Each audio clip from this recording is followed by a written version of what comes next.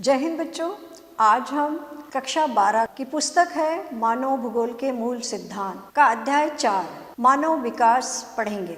मानव विकास, मनुष्य के विकास के किस प्रकार से विकास किया और विकास के आधार पर उसने क्या क्या पाया, इस प्रकार हम इस अध्याय को प्रारंभ करते हैं। वृद्धि और विकास। वृद्धि और विकास दोनों समय में परिवर्तन को दर्शाते हैं। दोनों ही चीजें हैं, वृद्धि और विकास, ये समय के परिवर्तन को हमें दिखाते हैं। वृद्धि जो होती है वो मात्रात्मक होती है और मूल्य निरपेक्ष है। इसका चिन्ह धनात्मक अथवा ऋणात्मक हो सकता है। विकास का अर्थ गुणात्मक परिवर्तन है जो मूल्य सापेक्ष होता है। विकास तब तक नहीं हो सकता जब तक वर्तमान दशाओं में वृद्धि न हो। विकास उस समय होता है जब सकारात्मक वृद्धि होती है। सकारात्मक वृद्धि से सदैव विकास नहीं होता है। विकास उस समय होता है जब गुणवत्ता में सकारात्मक परिवर्तन होता है। किसी देश के विकास के स्तर को केवल आर्थिक वृद्धि के संदर्भ में मापा जाता था। इसका अर्थ यह है कि जिस देश की अर्थव्यवस्था जितनी ज़्यादा बड़ी होती थी उसे उतना अधिक विकसित माना जाता था। लेकिन इस वृद्धि का अधिकांश लोगों के जीवन में परिवर्तन से कोई भी संबंध नहीं था।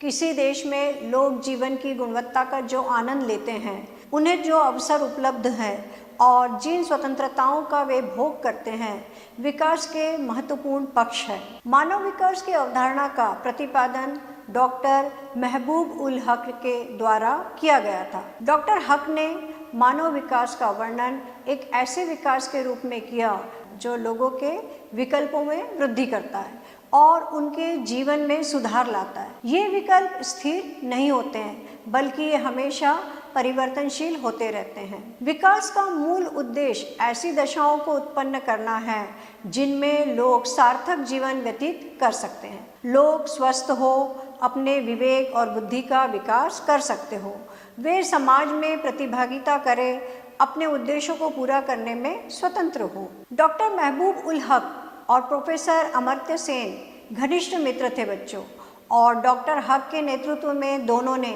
आरंभिक मानव विकास प्रतिवेदन निकालने के लिए कार्य किया था। इन दोनों दक्षिण एशियाई अर्थशास्त्रियों ने विकास के वैकल्पिक विचारों का प्रतिपादन किया। पाकिस्तानी अर्थशास्त्री डॉक्टर महबूब उल हक ने 1990 ईस्वी में मानव विकास सूचकांक निर्मित किया। उनके अनुसार विकास का संबंध लोगों के विकल्पों में बढ़ोतरी से है ताकि वे आत्मसम्मान के साथ दीर्घ और स्वस्थ जीवन जी सके। नोबेल पुरस्कार विजेता अमर्त्य सेन ने विकास का मुख्य ध्येय स्वतंत्रता में वृद्धि है ये बताया। एक शिष्ट जीवन जीने के पर्याप्त साधनों का होना मानव विकास के सर्वाधिक महत्वपूर्ण पक्ष है। संसाधनों तक पहुंच, स्वास्थ्य एवं शिक्षा मानव विकास के केंद्र बिंदु हैं। प्रायः लोगों में अपने आधारभूत विकल्पों को तय करने की क्षमता और स्वतंत्रता नहीं होती है। लोगों के विकल्पों में वृद्धि करने के लिए स्वास्थ्य, शिक्षा और संसाधनों तक पहुंच में उनकी क्षमताओं का निर्माण करना महत्वपूर्ण है। मानव विकास के 4 स्तंभ होते हैं। पहला समता, दूसरा सतत पोषणीयता, तीसरा उत्पादकता और चौथा सशक्तिकरण। समता का आशय प्रत्येक व्यक्ति को उपलब्ध अवसरों के लिए समान पहुंच की व्यवस्था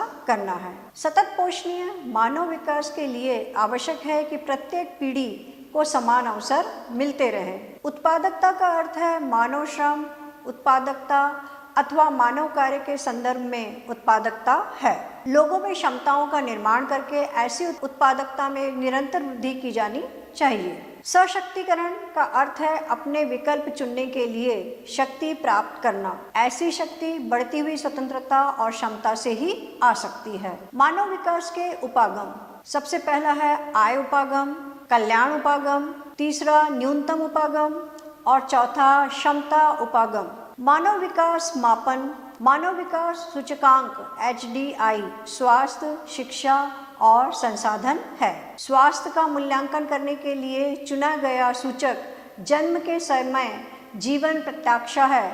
उच्चतर जीवन प्रत्याशा का अर्थ है कि लोगों के पास अधिक दीर्घ और अधिक स्वस्थ जीवन जीने के ज़्यादा अवसर प्राप्त हो। मानव विकास सूचकांक 0.983 का स्कोर अति उच्च स्तर का, जबकि 0.268 मानव विकास का अत्यंत निम्न स्तर माना जाता है। यह हम मानव विकास मापने की एक इकाई बता रहे हैं। मानव विकास के उपागम, आय उपागम, आय का स्तर जब ऊंचा होने पर मानव विकास का स्तर भी अपने आप ऊंचा होने लगता है। कल्याण उपागम, यह उपागम शिक्षा, स्वास्थ्य, सामाजिक सुरक्षा और सुख साधनों पर उच्चतर सरकारी व्यय का तर्क दिया जाता है और इससे भी हम विकास को आंकलित कर सकते हैं। आधारभूत आवश्यक उपागम, इस उपागम को बच्चों मूल से अंतर्राष्ट्रीय श्रम संगठन ने प्रस्तावित किया था।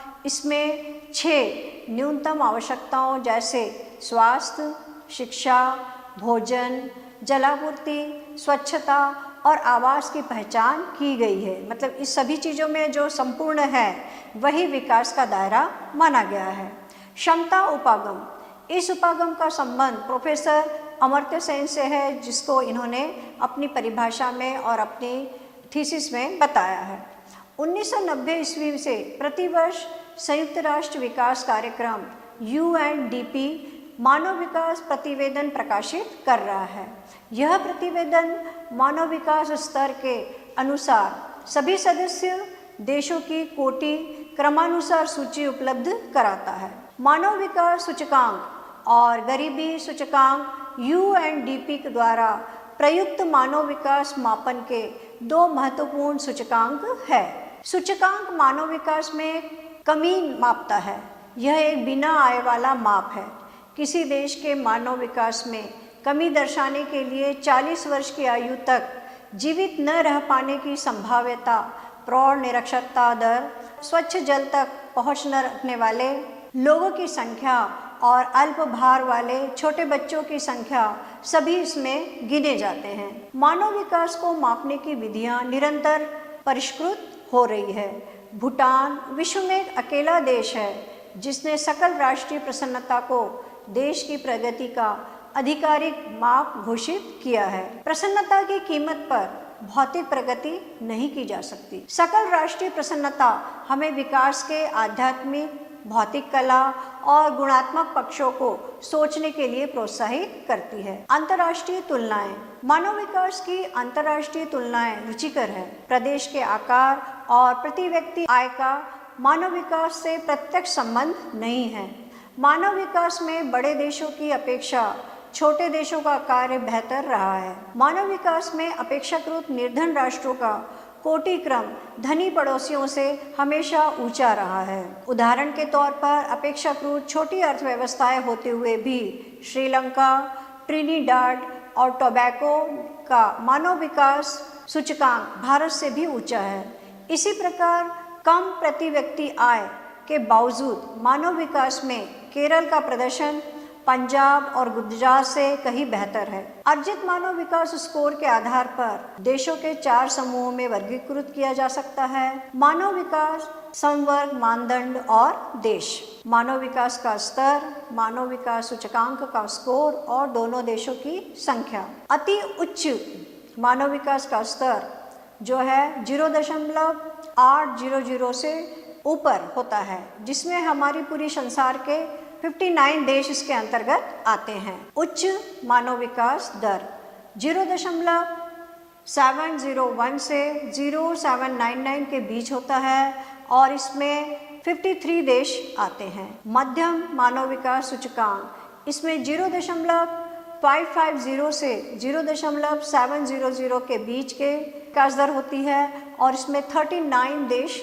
जो है विश्व के इसके अंतर्गत आते हैं। निम्न विकास दर 0.549 से नीचे विकास दर जिसकी होती है, ऐसे 48 विश्व के देश हैं जो इस मानव विकास के क्रम में आते हैं। सर्वोच्च उच्च मूल्य सूचकांक वाले 10 देश के क्रम इस प्रकार है। सबसे पहले विकास दर में सबसे पहले नंबर पे है नॉर्वे, इसका क्रम है 6 और इसमें देश आते हैं, आइसलैंड भी आता है। दूसरा है स्विट्जरलैंड, इसकी क्रमांक संख्या है 7 और इनमें देश आता है हांगकांग।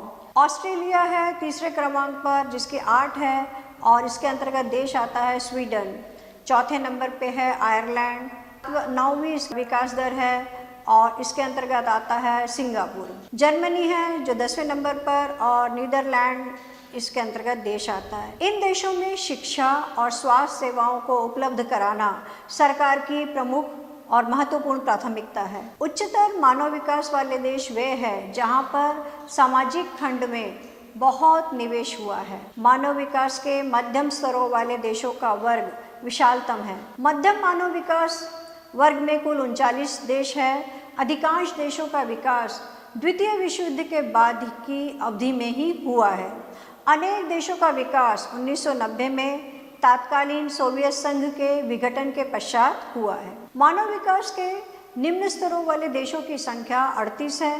इनमें से अधिकांश छोटे देश हैं जो राजनीतिक उपद्रव, गृह युद्ध के रूप में सामाजिक अस्थिरता, अकाल अथवा बीमारियों की अधिक घटनाओं के दौर से गुजर रहे हैं। मानव विकास की अंतर्राष्ट्रीय तुलनाएं कुछ अत्यंत रुचिकर परिणाम दर्शाती है। देश का राजनीतिक परिवेश तथा लोगों को उपलब्ध स्वतंत्रता भी महत्वपूर्ण है।